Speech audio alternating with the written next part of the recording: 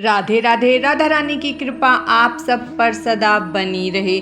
आने वाली संतान सप्तमी की आप सभी को हार्दिक शुभकामनाएं। संतान सप्तमी का व्रत भाद्रपद मास के शुक्ल पक्ष की सप्तमी तिथि को रखा जाता है। इसे संतान सप्तमी, दूबड़ी साते, ललिता सप्तमी के नाम से जाना जाता है। संतान सप्तमी का व्रत पूरे दिन रखा जाता है। शाम को चंद्रमा को अर्घ्य देकर अपने व्रत का पारण किया जाता है। संतान सप्तमी की पूजा आप सुबह भी कर सकते हैं और शाम के समय भी आप संतान सप्तमी का पूजन कर सकते हैं। तो चलिए अब हम संतान सप्तमी की पूजा विधि के बारे में जान लेते हैं। संतान सप्तमी की पूजा आपको जहाँ करनी है उस स्थान को साफ करें, वहाँ पर गंगा जल का छींटा दे, फिर वहाँ पर एक चौकी लगाए और इस पर लाल या पीले रंग का वस्त्र बिछा ले। अब हम अक्षत या पुष्प का आसन देकर शिव परिवार को चौकी पर विराजित करेंगे। उसके बाद जो हमने पार्थिव शिवलिंग भगवान गणेश और माता गौरी का निर्माण किया है उसे भी हम चौकी पर रखेंगे।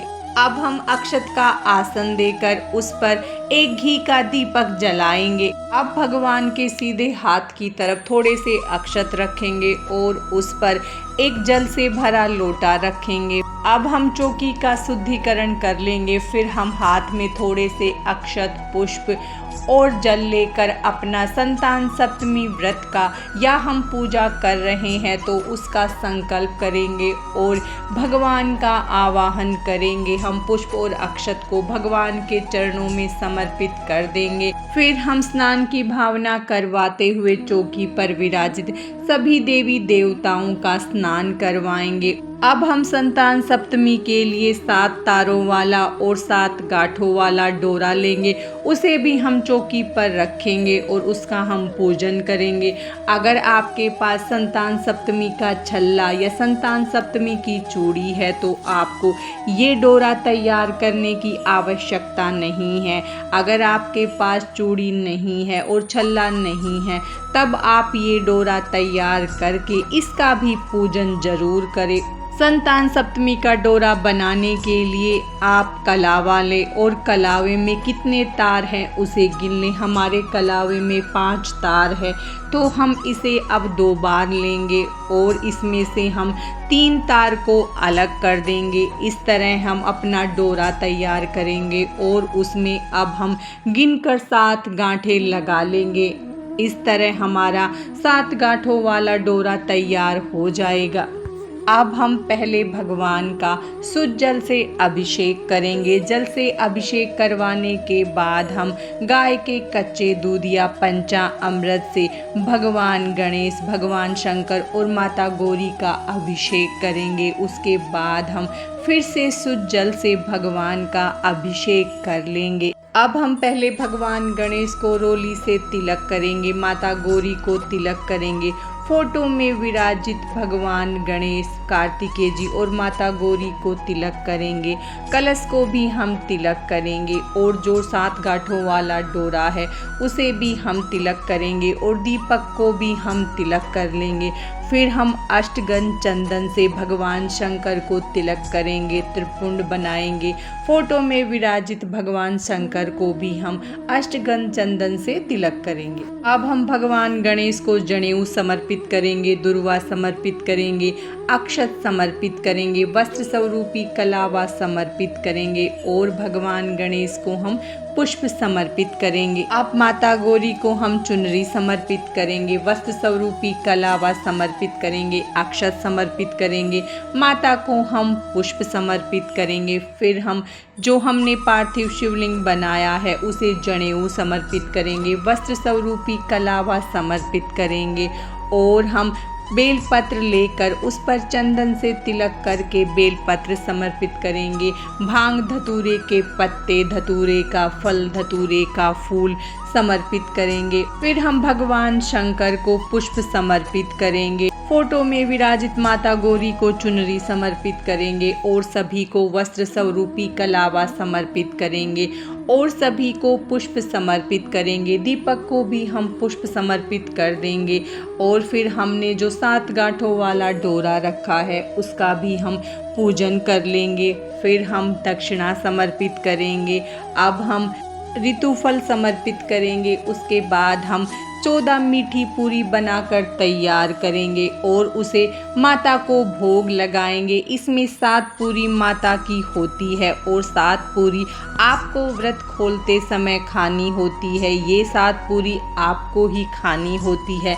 अब हम माता गौरी को श्रृंगार का सामान समर्पित करेंगे। अब एक लोटा जल लेंगे और हाथ में अक्षत और पुष्प लेकर संतान सप्तमी व्रत की कथा को हम सुनेंगे या पढ़ेंगे और हाथ के पुष्प और अक्षत को भगवान को समर्पित करेंगे। अब हम भगवान को धूप दिखाएंगे। उसके बाद हम आरती करेंगे। आप चाहें तो जो आपने चौकी पर दीपक जलाया है उससे आरती कर सकते हैं या आप कपूर से आरती कर सकते हैं। पहले हम भगवान गणेश की आरती करेंगे, फिर हम माता गौरी की, भगवान शंकर की आरती करेंगे। आरती करने के बाद हम हाथ जोड़कर पूजा में हुई गलतियों के लिए क्षमा याचना करेंगे और भगवान से हाथ जोड़कर प्रार्थना करेंगे कि वो हमारी संतान की सदैव रक्षा करे और अपनी कृपा हम सब पर सदा बनाए रखे। पूजा के बाद हम हाथ में थोड़ा सा जल लेकर चौकी पर से 3 बार घुमा देंगे।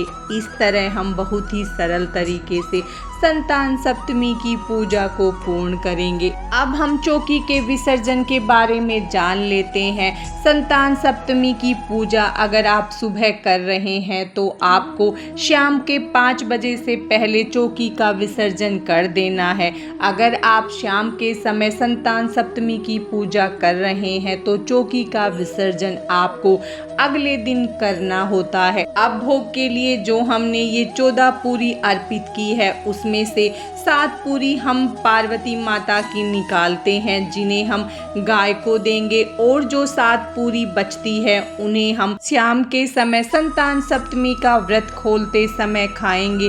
7 मीठी पूरी हमें खुद को खानी होती है। इसमें से हम सिर्फ अपने पति को दे सकते हैं और किसी को भी ये पूरियां हमें नहीं देनी होती है। श्रृंगार का सामान जो हमने माता गौरी को अर्पित किया है उसे हम किसी ब्राह्मणी को दान में दे देंगे और जो ऋतुफल हमने समर्पित किए हैं उसे प्रसाद स्वरूप हम सभी में बांट देंगे और जो हमने दक्षिणा समर्पित की है उसे भी हम श्रृंगार के साथ ब्राह्मणी को ही दे देंगे और जो हमने 7 गांठों वाला डोरा तैयार किया है उसे आप अपने सीधे हाथ में बांध ले। इस डोरे को आप या तो संतान सप्तमी वाले दिन बांध के रख सकते हैं या फिर आप इसे 7 दिन बांध सकते हैं या पूरे साल के लिए भी आप इसे बांधकर अपने हाथ पर रख सकते हैं।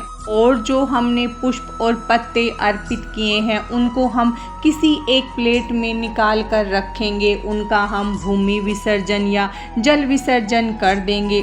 अब जो हमने मिट्टी से पार्थिव शिवलिंग गणेश जी और माता गौरी का निर्माण किया है उसे हम एक जल का पात्र लेंगे और उसमें डालेंगे और जब वो पानी में अच्छे से घुल जाए तो उनको हम पेड़ पौधों में डाल देंगे। जो जनेऊ हमने अर्पित किए हैं उसे आप या तो किसी को दान में दे दे या आपके घर में कोई पहनता है तो आप उसे दे दे और जल का लोटा जिससे हमने कथा सुनी थी अगर आप सुबह पूजा कर रहे हैं तो उसे सूर्य देव को अर्घ्य दे। अगर आप शाम को पूजा कर रहे हैं तो चंद्रमा को अर्घ्य दे। जो लोटा हमने चौकी पर रखा है उसका जल हम पूरे घर में छिड़क देंगे और बचे हुए जल को हम पौधों में डाल देंगे और जो हमने चौकी पर शिव परिवार की मूर्ति स्थापित की है उसे हम अपने मंदिर में रखेंगे। इस तरह हम संतान सप्तमी की चौकी का विसर्जन करेंगे। आपको संतान सप्तमी का व्रत पूरे दिन रखना होता है। शाम के समय हमें इस व्रत का पारण करना होता है और इस दिन हमें नमक नहीं खाना होता है। संतान सप्तमी का व्रत संतान की प्राप्ति के लिए और संतान के उज्जवल भविष्य के लिए किया जाता है। संतान सप्तमी का व्रत माता पिता मिलकर दोनों भी रख सकते हैं। इस बार 2025 में संतान सप्तमी का व्रत 30 अगस्त को रखा जाएगा। आज की इस वीडियो में बस इतना ही। भगवान शंकर और माता पार्वती की कृपा आप सब पर सदा बनी रहे। राधे राधे।